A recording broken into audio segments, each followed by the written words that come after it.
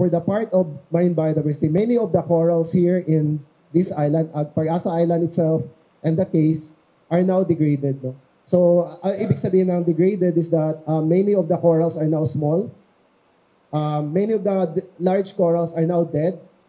And there's not a lot of live corals per unit area. So, konti na lang yung buhay. No?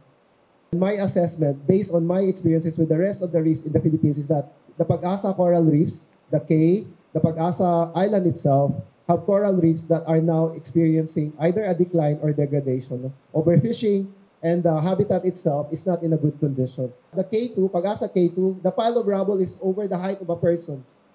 I don't know if you can go around the Philippines and can find an island that's formed by nature, a typhoon or a current, that will form that height. Kung etong occurrence na to ay hindi natural, hindi normal, sino ang nagtambak nito? Diba? Well, we have the same suspect na naiisip nyo, and I think it is also the same suspect that I have on my head.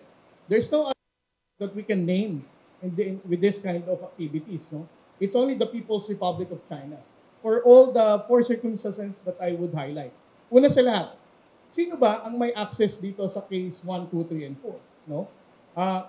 Dito sa case 1, 2, 3, and 4 na to, sa Pag-asa, malapit to. Dalawang bansa lang ang malapit dito sa case na to. Una, Pilipinas. Pangalawa, People's Republic of China, dahil malapit ito sa Subi Reef. No?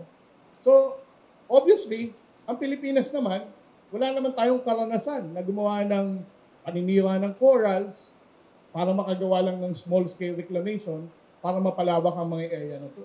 So, it is only the People's Republic of China who has a professional record ng mga ganitong gawain sa South China Sea.